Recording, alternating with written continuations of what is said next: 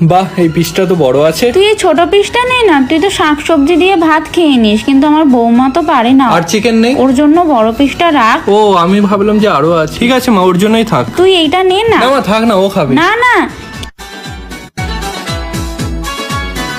কি রে, আমার বৌমাটা যে একা একা রান্না করছে, একটু তো হেল্প করতে পারিস। আমি একটু বাইরে গিয়েছিলাম আর তুই বসে বসে ফোন ও ঘাঁটছিস। তো আমাকে বলেনি একবারও।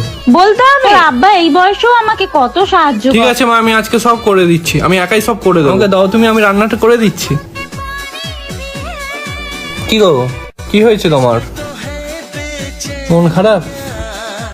আরে এইসব ছোটখাটো ব্যাপারে মন খারাপ করতে নেই। বন্ধুদের সাথে বেরোচ্ছি, ফেরার সময় তোমার জন্য চকলেট আনবো। কি রে, হ্যাঁ বলো। কোথায় যাচ্ছিস? ওর মন খারাপ, ওর মন ভালো না করে তুই বন্ধুদের সাথে বের হবি? যা, ওকে নিয়ে একটু ঘুরে আয়, ওর মন ভালো হবে। ঠিক আছে চলো, আমরা একটু বেরিয়ে আসি। শরীরটা যে এখন ওর খারাপ। মা, কি? আমি অফিস বেরোলাম, তুমি ডাক্তারের কাছে নিয়ে প্লিজ চলে যাও, আমার অফিসে কাজ আছে। ও আমায় বিয়ে করেছে নাকি তোকে বিয়ে করেছে? তুই নিয়ে যা, তোর বউয়ের শরীর খারাপ আর তুই আজকের দিনও অফিস দেখাচ্ছিস। ওকে নিয়ে আগে ডক্টরের কাছে যা। তোর কাজ আগে না তোর বউ আছে আগে? urgent। সামান্য আমার একটু জ্বর হলে তোর আব্বা আমার পাশ ছাড়া কোথাও যেত না। কাজ সারা জীবন পাবি, যা ওকে নিয়ে ডক্টরের কাছে। কি গো, চলো।